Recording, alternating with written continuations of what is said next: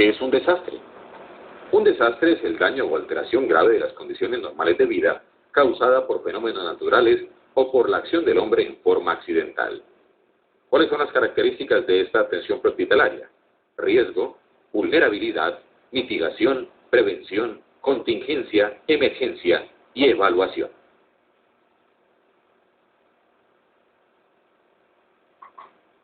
En Colombia, seguirán ocurriendo fenómenos que pueden causar desastres, no solamente erupciones volcánicas, deslizamientos de tierra e inundaciones, también terremotos, incendios, huracanes, que cada vez provocarán más daños si no buscamos prevenirlos, porque al crecer desordenadamente las ciudades y al aumentar la población, hay más bienes y personas expuestas. Prevenir desastres no consiste solamente en prepararse para atender eficientemente la emergencia cuando ocurra. Prevenir también es evitar que los municipios crezcan hacia las zonas de alto riesgo. Es saber manejar el suelo cuando se construyen laderas. Es impedir las talas y las quemas para evitar que los cerros erosionados se deslicen y puedan represar quebradas y ríos provocando inundaciones. Plan hospitalario de emergencia. Atención de un servicio de urgencias en emergencia permanente. En los últimos años, en Colombia se ha fomentado el diseño y la puesta en marcha de planes hospitalarios para la atención de emergencias que impliquen el ingreso de multitud de lesionados provenientes de una gran catástrofe en la ciudad, situación que algunas veces también afecta al centro hospitalario, creando entonces una situación de emergencia interna, la cual implica que el personal hospitalario estará afectado. En esos casos, la ciudad está en alerta, se desarrollan estrategias y se optimizan recursos hacia los hospitales. Todo se dispone de manera que las víctimas sean atendidas en el menor tiempo posible y con la máxima eficiencia. Al interior de las instituciones se activan estos planes. Muchas veces los recursos son insuficientes y la atención se retarda esperando ayuda externa. A pesar de que los planes están escritos, en muchas instituciones estos no se ensayan y no se vuelven cultura para el personal.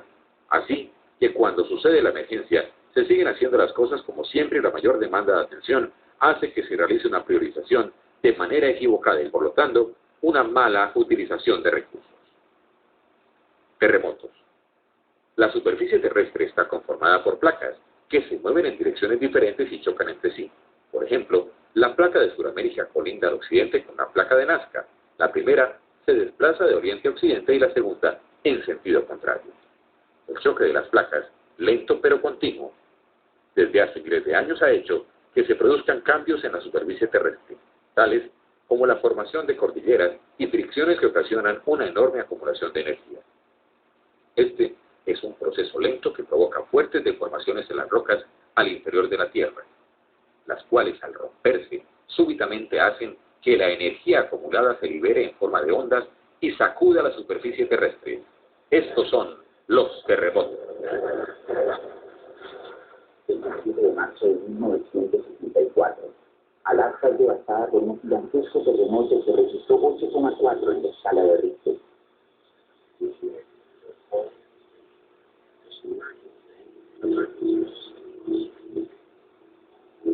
Lo llamativo del caso es que en los 30 años posteriores al terremoto de Alaska, ha habido la misma cantidad de terremotos de gran intensidad que en los 2000 años anteriores a la historia. Según el almanaque mundial, entre los años 1000 y 1800 no se produjeron sino 21 terremotos de gran magnitud. En cambio, entre 1800 y 1900 se dieron lugar 18 conmociones sísmicas de configuración. Entre 1900 y 1950 hubo 33 movimientos telúricos de gran proporción. Y entre 1950 y 1991, esta cifra se elevó a 96, casi el triple de la del medio siglo anterior. En total, estos terremotos cobraron la vida de 1.300.000 personas. Este espectacular incremento en los signos de gran intensidad ha llevado a los científicos a predecir que estamos entrando en una nueva fase de grandes catástrofes telúricos. También la Biblia predice que los posteriores días serán una época de gran actividad sísmica, en que la tierra tambaleará como un nervio, y las torres y ciudades de las naciones se desplomarán. El 17 de enero de 1994, un terremoto de 6,6 en la escala de Richter ocasiona daños por valor de $30.000 millones de dólares en Los Ángeles. Los sinólogos predicen que el inminente gran terremoto de California podría ser 50 veces más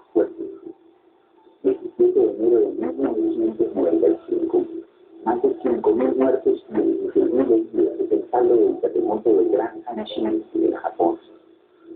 La ciudad portuaria de Kobe quedó en ruinas. Su infraestructura destruida, más de 300.000 personas. El 25 de enero de 1999, a la 1:19 de la tarde, el aspecto de lo que otrora fuera la progresista armenia cambió para los armenios y para los colombianos. Un movimiento en la escala de Richter de 6.2 arrasó en un alto porcentaje a la capital del Quindío.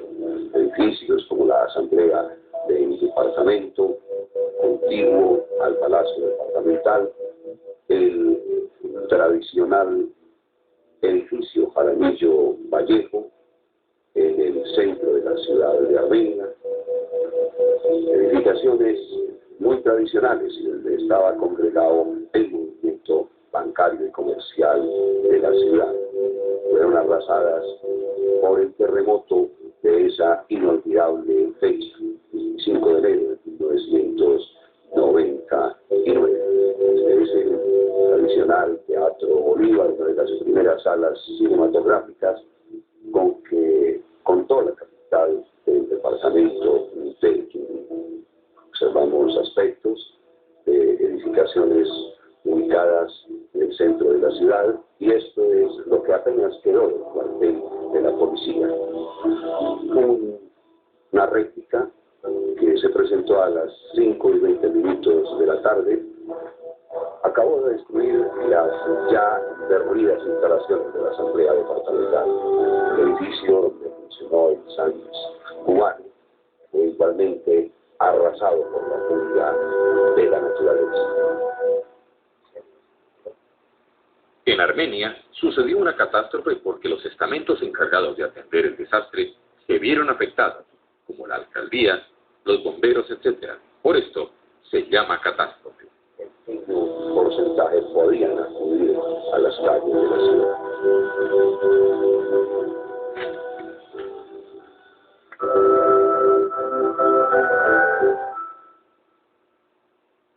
La capacidad de destrucción de un sismo depende de la combinación de los siguientes aspectos. Magnitud, que depende de la energía liberada. La escala más utilizada para medirla es la de Richter. La distancia al foco donde se origina el terremoto. Las características del suelo, en especial su capacidad de amplificar las ondas del sismo que llegan a través de las rocas. Resistencia de los elementos físicos sometidos a las fuerzas generadas por el temblor.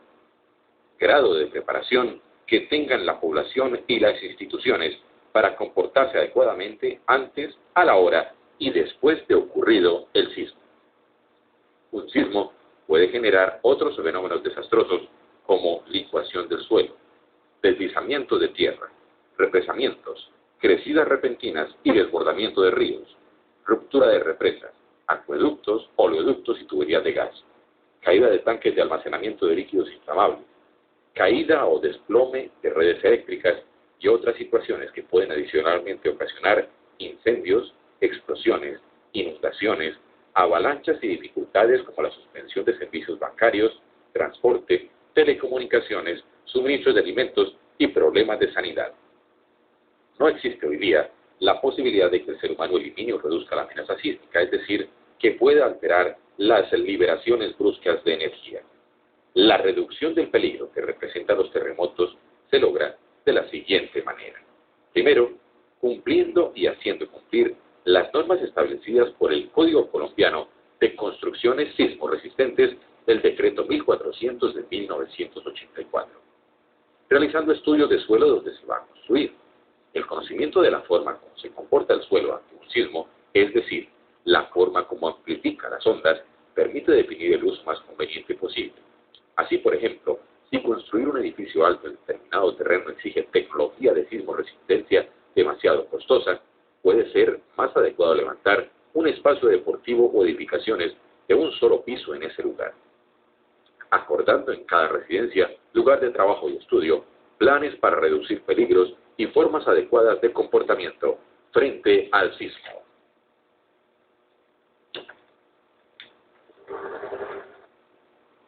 Huracanes y vientos fuertes. Los huracanes son fenómenos hidrometeorológicos que se caracterizan por la aparición de vientos fuertes con trayectoria circular y con velocidades superiores a los 118 kilómetros por hora, que contienen bastante humedad y calor. Se forman sobre el Mar Caribe y su anillo tiene entre 100 y 200 kilómetros de diámetro. Se desplazan a velocidades promedio de 20 a 35 kilómetros por hora. En el centro tienen una zona de calma conocida como O.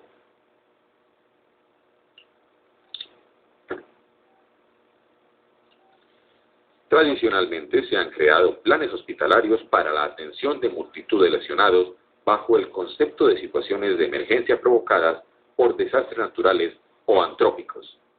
Estos planes están dirigidos a la solución puntual de estas situaciones durante un periodo de tiempo relativamente corto en el cual se utilizan más recursos que los normalmente disponibles y se establecen las cadenas de intervención. Deslizamientos. Estos fenómenos son desplazamientos de masas de tierra o rocas por una pendiente en forma súbita o lenta y su ocurrencia depende de las siguientes variables: clase de rocas y suelos, orientación de las fracturas o grietas en la tierra, cantidad de lluvia en el área, actividad sísmica, actividad humana, cortes en ladera, falta de canalización de aguas, etc., erosión por actividad humana o de la naturaleza. Los deslizamientos o movimientos de masa no son iguales en todos los casos y para poder evitarlos o mitigarlos es indispensable saber las causas y la forma como se originan. Estas son algunas de las formas más frecuentes. Por ejemplo, el caso de Armero en 1985 con un deshiele del volcán Nevado del Ruiz.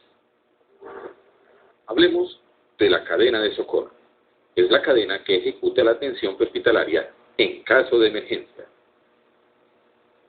Implica tres eslabones: el punto de impacto y los puestos de atención en el eslabón 1. En el eslabón 2, el centro de atención y clasificación de heridos y el puesto de mando unificado. Y los hospitales son el eslabón 3. El punto de impacto, donde ocurre el desastre. Se notifica a la entidad de socorro por parte de los afectados. Ellos a su vez notifican al comité de emergencia para que determine las acciones a tomar. Ellos notifican al sector de salud para que disponga de sus recursos para la emergencia. Se envía al equipo de avanzada para que determine las características del desastre. Se hace el montaje del puesto de avanzada. Se hace la reserva de materiales e insumos médicos. Se aplican la recolección de camillas para poder transportar los heridos. También se recogen a todas las familias damnificadas para coordinar por medio del puesto de mando unificado, que ya hace parte del eslabón 2. El centro de atención y clasificación de heridos también es parte del eslabón 2. El albergue de paso donde se ubican los damnificados es parte del eslabón 2.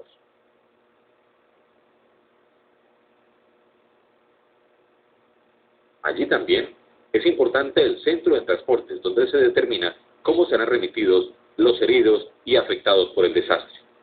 Y el eslabón 3 ya implica el montaje de la central de información y comunicaciones para poder coordinar toda la atención y los temas que tienen que ver con el desastre. Por parte del Comité Local de Emergencia se implementan todas las acciones y el Comité Interinstitucional del Sector Salud, que junto a los hospitales de primero, segundo y tercer nivel, oficiales y privados, prestan el servicio de atención a todos los heridos. Estas son técnicas de rappel en las cuales se usan cuerdas con amarres especiales y mosquetones para hacer descensos. Vemos en pantalla un anestesiólogo de la Cruz Roja y de nuestra asociación capacitando a una médica en descensos peligrosos.